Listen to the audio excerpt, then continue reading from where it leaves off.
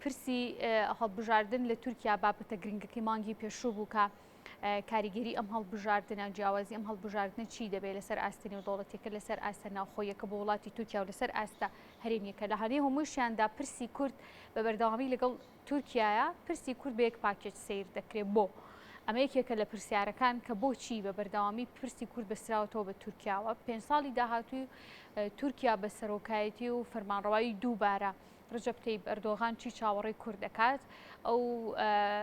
فراوانخوازیانی کە تورکیا دەیویست لە ڕابردوودا بیکە لەم کابینەیە و لەم ماوەی 5 ساڵی حکومڕانی ڕەجەب تەیب ئەردۆغانە درێژە بەم ئەجەندای کاری سیاسی خۆی دەدات لەسەرم بابەتە لەگەڵ بەڕێز موهەنەد فایق کە بەڕێزیان شارزای کاروباری تورکیان ڕاستەخۆ لە ئاکرێوە بەڕێگەی سکایپ میوانی ئێمەیە کاک موهەنەد زۆر سوپاسی ئامادەبوون دەکەم ئەو هەڵبژاردنە توندەی کە بینیمان و ئەو ململانێ توندەی کە بینیمان لە نێوان ڕەجەب تەیب ئەردۆغان ئاک پارتی و هەروەها ئۆپۆزیسیۆنی تورکیا کە کاندیدیان بۆ سەرۆکایەتی کۆمار کلژا ڕۆخڵۆ بوو کۆتایی هات ئێستا تورکیا ئەو سەرۆکەی هەڵبژاردەوە کە ڕەجەب تەیب ئەردۆغانە ڕەجەب تەیب ئەردۆغان لە ماوەی 5 ساڵی داهاتوودا و تورکیا چۆن کار لەسەر پرسی کوردەکە چاوەڕێکی لە کورد دەکرێت ئەف دەمێتە و هەمی دەمێن بینەرێن کورسات نیوز باش بیتن طبعا بەس بۆ ناوەکەی ناوێن موهەنەد فەیسەڵە بەس بۆ ڕاستکردنەوە ناوی سەبارەت هەڵبژاردنên Tirkiye طبعا هەڵبژاردنên Tirkiye هەڵبژاردنeka giring bû zûr bû wan navna gelekê çavdêrên siyasî ev هەڵبژاردن navneke هەڵبژاردنeka hawçerx e ke li Tirkiye beref çerxê duyê be piştî durustbûna dewleta Tirkiye serdemane طبعا لێرە دا هەڤکیەکە زۆر هەبوو ناڤایرە ئۆپۆزیسیۆنە دا و ناڤبەرە AKP و هەپەیمانە دوێدا تایبەتی نابینە هەردوو بەربژێرن وێک و بیرە کلیژدار بوو یەکەش ئەردوغان بوو بەڵێ دیار بوو کە ئەردوغان بوو جارە دوێشیە متمانە گەلێت تورکی بدەست خوبە بخیتەوە و بچێتن جارێکە تر بوو 5 ساڵی تر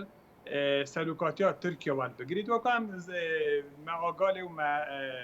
يعني زانیاری لەسەرێ کە حکومڕانیە تورکیە حکومڕانیەکە سەرۆکاتیە واتە هەر پرسەی بێتە ئێکلایکردنەوە هەر بابەتێکی هەبیتن بەدگەرێتەوە بۆ بریارên سەرۆککۆماریدا و حتا حکوومەتیش هەر برێرەکە حکوومەتە تورکیش دەربێخیتن هەر بەدگەرێت بۆ سەرۆککۆماریدا لەو سەبارەت پرسا کوردادا حتی که آماجل به هندینه که سبارت بکردا دیف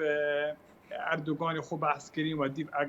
اکبر زود بحث کردن که او کرد که برای خودات نیند ناف ولاتی دا و دوینه الوتارا خود آسین خانه در اردوغان دوبات سروین دکره و که او سروکی هر 85 میلیون ترکیه و خلق ترکیه و او دی هر سوکات گلوان همیه کتن وکو یک به جوازی داره ما بس تایشکر بو و هر وها باشه کاک موهەنەد فعلا باش ئەمە لێرە ڕات بگرم کە باسی پرسی کورد و ڕۆژان کە ڕەجەب تەیب ئەردۆغان دوێنێ لە وتارەکەیشیا باسی لێوە کرد فعلا ئەردۆغان ئەم مامەڵە دروستە لەگەڵ کوردەکە لە باکووری کوردستاندا وەکو کورد وەکو نەتەوەیەک دان پێدانراوە بن لەلایەن ئەردۆغانەوە فێرێ ئەو دوو لایەنە باڵتکەنە کووردا لانەکی وەکو کورد وەکو هاوڵاتێکی تورکە و وەکو ڕێکخراوێن چەکداریên کووردا مەبەستەمەش ئێرە پەکەکە و هەر ناوەکی لەژێر پەکەکی هاتبیتە دەرێ ئەو وەکو حکوومەتە تورکی قەلەم تدانێ ڕێکخراوێن تیرۆریستی و وان وەتە بریارەدای کە بە هیچ شێوەکی تەمەنە مەسەر زۆرەوانە نەبوو چونەمە ئەو وەتەوادانە کە ئەو بە هیچ شێوەیەکی تعامل ناکند گل رخراوین پککی یا هر رخراو کدیکه بیتن البته حتی آرشا دروز دکن ادگل کردستان روش آوایان که کردستان سوریا دا به هبونا یا پکی دلوی بازار دا حسد دا او حسد کن که اویج بشکل پککی دا فاوان وکو لاین چکداری کردا او به هیچ شیوه که بجن امر سکوت گل ناکن و هیچ رکافتنه که گل ناکن و ده بردوان بر رنگ افتونتریش بشیوازه که یه سربازی به هفسکات خودت گل همون رخراون کردی امن کوچک دار بن الا که دیگه دا وکو حالاته که کرد وکو ترکیه دا او وین ده ادراد گین و وین ده بیشن که او ده هفسکات گل کردا کن وکو حالاته که ترکی و دیف یاسه و دیف دستوری و هیچ جوازی که نبار کنو و هر پروژه و هر و برهنان بیت انجام دان هر پارێزگا کا تورکی دا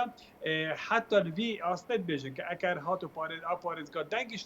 نەدابێتێت AKP و دەنگیش نەدابێتێت ئەردوگانی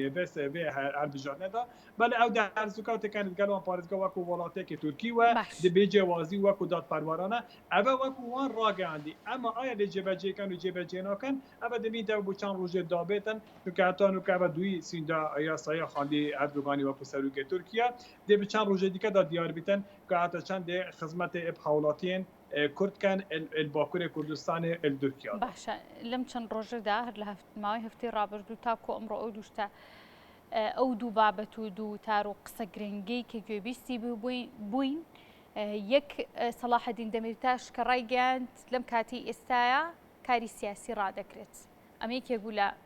پرسە گرنگەکان لە قسە گرنگەکان کە ڕەنگە هەمووانی جۆرێک لە تووشی شۆک کردوێت کەمە لێکدانە و شیکردنەوەیە بێکی بێ ئەوەی دووەمیان کە دوێنێ لە وتارەکەیدا ڕەجەب تەیب ئەردۆغان وتی کە ئەوان بەردەوام دەبن لەسەر جێبەجێکردنی پرۆژەی سەدا ینی لێکدانەوە چی دەبێت بۆ ئەم دوو وتە جیاوازە لە بەرامبەر دوو ڕکابەر لە تورکیا بخۆ هەر پرۆسەکە سیاسی دیموکراسیدا لە جیهانێدا دەمێ دوو حەزب یان دوو لایەنێ سیاسیان دوو هاوپەیمان بنە هەفتەرێکی نێک و هەڵبژاردنە ئەنجام دەدەن کۆتاییدا پشتی دەرکەوێتن کۆلایەنێک دەرنەچوویان کۆلایەنێکی شکست ئینا ئەلوان ئامانجن خودداناین شتێکی ئاسایی و تشتێکی دیموکراسیە کە سەرۆکی وێ پارتێ یان کو ڕێبەرێ وێ پارتێ یان کو فەرمانراوی وێ پارتێ دێ دەستیل کارڤەکێشیتن و ئەگەر هەندێکە وەڵا نەشیایەت بکێتەوی ئامانجەی ئەوێن وێ حزبێ دانان ئەوان وی هاوپەیمانێدا دێمیرتاشیش وەکو سەرکردەیەکی سیاسی تورکیا کوردستانە تورکیادا وەکو ڕفتارێکە دیموکراسی ئەو بڕیارەدا من پێم وایە کە ڕاستی ئەوە بووچوونە منە کە پێتیڤە هەدەپە ڕاستی سیاسەتە خوددا بشتەبە تورکیادا چونکە ئەوە بوجارە دوێ هەدەپە بەرەکی ڕاستیا دوێتن کە من پێم وایە کە بەرەی سەرکەفتی نەبیە و ئەف ڕاستیانە یا هەدەپی بەرەکی کو دژی بەرێ AKP و دژی بەرێ دیکەدا یێبێ ئەگەرە کە ڕەنگە ینی بدوزا کورد تورکیا زۆر سوودمەند نەبووە و زەرارمەند بووە و ئەیکی زەرارمەندەتوی ینی هەتان کام دەبینی کو دیمێرتاژێ ابچن اگرکا ابچن تومتبار هات دیندان کنه و اما ضررکا خو هبوی استراتژی خوب سر هدف ده هر وها من پیمای بوچونا من که اف سیاست پیشتر یا هدف زور خدمت نکریه ابدوزا کردی ده بلکو دوزا کردی بره پاس و لما وکو هر لعنک سیاسی جهان ده یا پیتوی یعنی پیداچون سیاست خوب که سیاست کانی پیام بکنه خدمتی دوزی کردی نکردو او سیاستی پیشتری هدفه و تجربه بو یعنی تاقیان کردیتەوە بەڵام ئەنجامەکان شەرت ئەنجامەکەی یعنی ئەنجامەکەی لە خزمەتی دووزی کوردان نەبووە ئەمەش تەجربەیەکیان کردووە سیاسەتێکیان کردو حەقی خۆیانە چونکە جەوێکی دیموکراسی و گوڵاپانێکی سیاسی هەبوو کە بێ سیاسەتە پەیڕەو بکەن بەڵێ من بوچوونە من وایە ینی پێتیڤە هەدەپە پاشەڕۆژەدا و چه ئیبتیدانینەوە چه شتێکی هەندێ زەحمەتیشتینە کە پێداچوونێ سیاسەتە خوب بکەن ینی ئەمەکە بین پێش زبرینەوە بوو 2018دا دوی سەردەمیدا ئەکە ئەزێ هەڵا نەبم ینی AKP زور هەوڵدا کە هەدەپە ببیتە تەرەفێکە دەگەڵواندا حکومەتێدا بەڵێ وێ سەردەمی هەدەپێ هەلوێستێک هەبوو کە ئەم قابلناکەین وەگەل AKP ناچینە دوێرەدا ئەمە بۆ ئەگەر هەندێکە پارتەکە نەتەوە پەرستە وەکو MHP بشتە پاڵ AKP و ئەمە ینی دەر ئەنجامت بێنتێ ینی زور سودمند دوز قازانجا دوزا کردن بود من ترکیه دوزکا نتوایی های من ترکیه دوزکا یعنی یا قومی های یا پتیوی امن سردی اساسی شروع بکنه نه دوسا من دوسکا حولاتی بونه یا دوسکا سرکشه سر دستوری یا سرکشه دیاسایی اوروژاندنی دووبارە دروستکردنەوە یاخود درێژەتان بە جێبەجێکردنی پرۆژەی سەدە لەلایەن ئەردۆغان و چۆن لێکدانەوەی بۆ دەکرێت و کێ دەبێتە ڕێگر ئەم جارە لە بەردەم جێبەجێنەکردنی بڕیارێکی لەم جۆرە لەلایەن تورکیاوە مەترسی چییە؟ من پێم وایە ینی ڕاستە ینی ئێستا کاتی هەڵبژاردن بوو زۆر باڵێنیاندا هەردوولا ئەوەی دیارە ینی لە مێژوو وا دیارە کە AKP و ئەردوغان زۆر جار باڵێنیان داوە و سەدانۆتیان جێبەجێ کرد و ئەمەش ئەگەرێک بوو کە پێشتر خەڵک دەنگی دووبارە پێیان داوە بەڵام ئێستا زۆر ئاستەنگ هەیە ینی ئێستا تورکیا ئێستا ئەو تورکیانیە کە پێش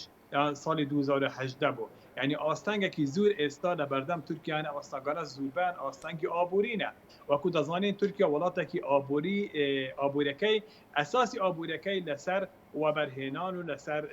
بازرگانی و لسر پیش سازی و لسر گشت و گذاری برای وده چیتن اوی دیار استا زور آستانگ هیا که پیوسته و اردوغان و اکپ ام آستانگانه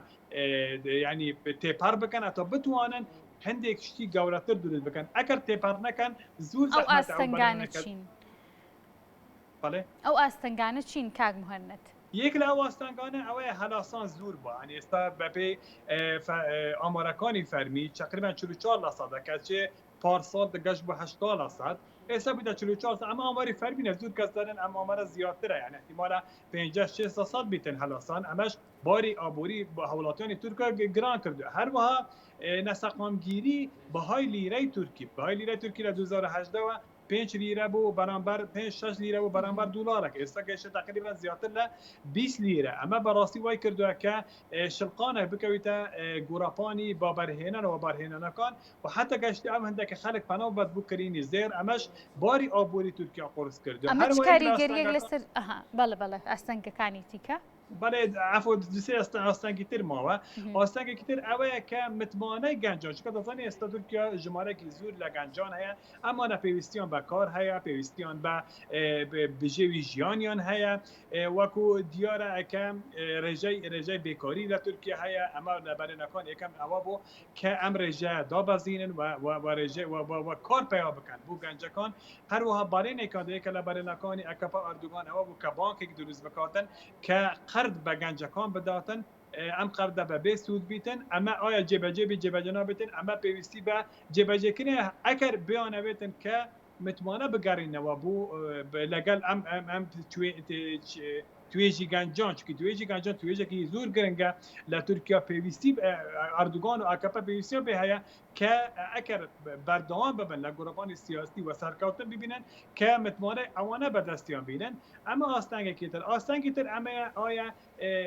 ینی قەبارەی وەبەرهێنانی تورکیا قەبارەی ئەکو دەڵێن ناردنی شمەک بوو دەرەوەی وەکو ئێستا دیارە بەپێی ئامارەکان تقریبا گەشتە 206 میلیارد دلار کە بەس ئەمە قەبارەی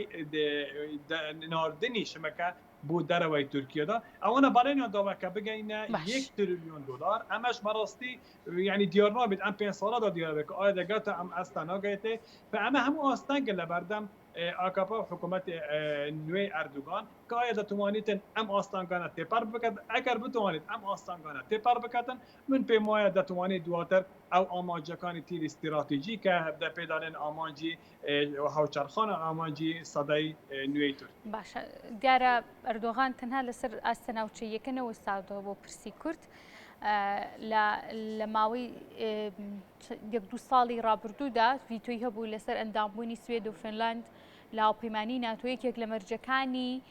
ئەردۆغان و تورکیا ئەوە بوو کە چالاکوانانی کوردی ئەو دوو وڵاتە ڕادستی تورکیا بکرێنەوە ئەمانە چارەنووسیان چی بەسەر دێت؟ طبعا وەکو گوتم یعنی تورکیا جیوازی دەکات لە حکوومەتی تورکیا حکوومەتی ئەکەپە جیواز دەکات لە نێوان دوو لاینی کوردی لە نێوان ڕێکخراوە چەکدارەکان و لە نێوان وڵاتی کوردی تورکیا وەکو ڕێکخراوەکە وەکو گوتم ئەوەی ناونیشانی پەکەکە لەسەری بێتن ئەوانە بەخۆیان دانەوە کە ئەمە دوژمنی ئەوانەنە کە ئەمە ڕێکخراوی وەکو ئەوانە دەڵێن نەمە بچوونێمە کە دەڵێن ئەوانە ڕێکخراوی تیرۆریستینە و کە ئەمە ڕێکخراوی دژی دەوڵەتی تورکیانە فەوانە مەرجیان کردیە لەسەر دوو دەوڵەت وەکو فینلەند وەکو سوید کە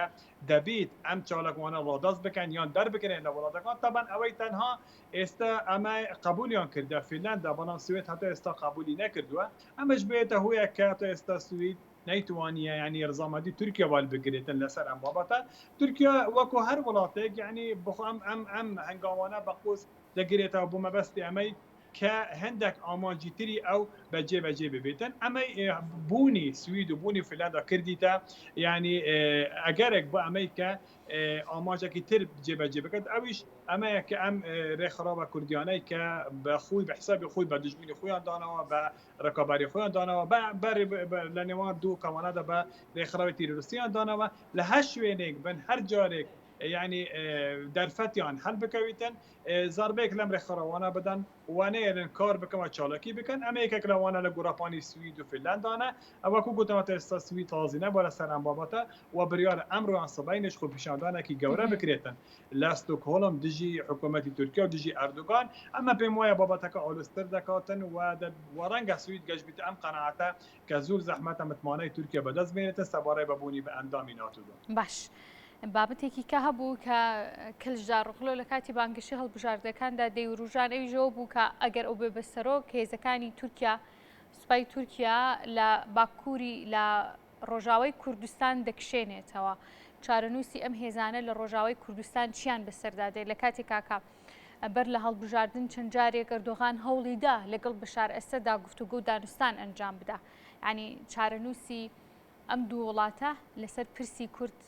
لە ماوەی ئەم 5 ساڵدا چی چاوەڕێ لێ دەکرێت چی ڕوو ئەدا بەخۆی هێزەکانی تورکیا تەنها لە سووریانینە بەڵکو لە هەرێمی کوردستانی شانە خۆ بە قۆلایی تقریبا 30 کیلومتر ئێستا لەناو خاکی هەرێمی کوردستان دانە و بەبێ شەرعیەت و بەبێ یاسا هاتینە ناو خاکی هەرێمی کوردستان و هەروەها لە سووریاش بە هەمان شێوەیە بەڵام تورکیا لەبەرەوە جێ نادات بە هیچ بریارێک و بە هیچ یاسایەکی نێودەوڵەتی و هەندێک شتێکاتە بیان و بە ئەوەی بێتە ناو خاکی هەرێمی کوردستان یان خاکی سووریادا من پێم وایە هەردوو بابەتەکان مانەوەی هێزەکانی تورکیا لە سووریا یان لە هەرێمی کوردستان ئەمە گرێدایە بە دووخەکی نێودەوڵەتی گرێدا بە دووخەکی هەرێمی تەمان تورکیا ڕەنگە پێ ینی حەزی لێ بیتن ینی ئێستا هەموو باکووری سووریا داگیری بکاتن بەڵام هەندێک ئاستانگیان هەنەکە نایێنن کە ئەم تورکیا هەموو پلانەکانی خۆی جێبەجێ بکات ئەم ئاستانگانە ئەمە یەکەم رووسیا دوام وڵاتی گرتەکانی ئەمریکا هەروەها ئێرانە ئەمە هەمویان چالاکن لە گۆڕاپانی سووریا کە نایەنن هەموو پلانەکانی تورکیا و ڕەجەب تایب ئەردوغان جێبەجێ بکرێتن لە سووریادا بەڵام پێم وایە ئەوانە هەتا ئێستا لە مێشکیانەوە ئامانجیانە کە دەبی بە هێزی سەربازی باکووری سووریا و حتی هەرێمی کوردستانیش حتا ڕادەیەک داگیر بکەن ئەمە لە پلانیاندا وە ئەجیندەی سیاسی ئەواندانە و ئەردوغان بە خۆی گوتی کە پاش دەرچوونی لە ناو لانگرانی خۆیدا لە ئەستانبول گوتی ئێمە بەردەوام دین لە بەدوەنانی ئەو ڕێکخراوانەی چەکداری و ئەو تەرۆریستانی وەکو خۆی دەڵێتن لە هەر شوێنێک بێتن کە تهدیدی ئێمە دەکەنیان کە دەبنە ئەگەرێک هەڕەشەی لەسەر خاکی ئێمەدەوە ئەمە بەسیش سووریا و هەرێمی کوردستان بوو. بەڕێز مهند فەیسەڵ شارزەی کاروباری تورکیا لە ئەکرێەوە بەڕێکەی سکایپمانی مەبوو زۆر سپاس بۆ ئامادەبوونت کاک مهند.